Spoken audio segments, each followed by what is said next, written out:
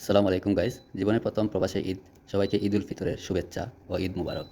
প্রবাসে কিভাবে ঈদ করলাম সবার সাথে শেয়ার করার জন্য আজকের এই ব্লগ। আশা করছি সবাই সাপোর্ট করবেন। সকাল সকাল গোসল করে ঈদের জামাতের জন্য রেডি হয়ে গেলাম।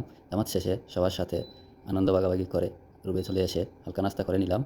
নাস্তা শেষ করে ঘুরতে যাওয়ার ইচ্ছে হলো এবং ৩ জন কলিগকে নিয়ে ঘুরতে যাওয়ার জন্য বের হয়ে গেলাম এবং গাড়ি খুঁজতে থাকলাম। ২০-২৫ মিনিট পর একটি গাড়ি পেলাম সিরিয়াল।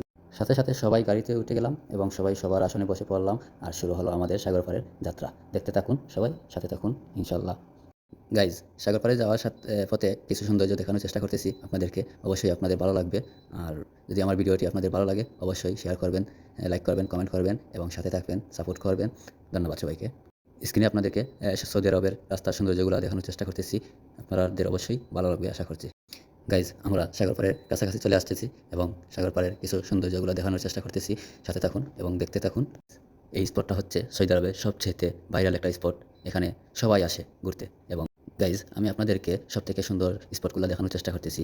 অবশ্যই আপনারা আমার সাথে থাকুন আর দেখতে থাকুন। অবশেষে চলে আসলাম আমরা আমাদের গন্তব্যে। এই যেই সাগর পাড়, এখানে সব সময় মানুষের সমাগম থাকে। অনেক দূর দূরান্ত থেকে মানুষ আসে সাগরের শীতল বাতাস উপভোগ করার জন্য। আপনারা দেখতে পাচ্ছেন সৌদি থেকে শুরু করে বিভিন্ন দেশের মানুষের সমাগম। বিভিন্ন দেশের প্রবাসীরা নিজের একাকিত্বকে দূর করার জন্য এখানে এসে থাকেন। গাইজ, স্ক্রিনে দেখতে পাচ্ছেন আমার সাথে আমার ছোটো ভাই তরিকুল আছে, তিতাস আছে, কামাল আছে।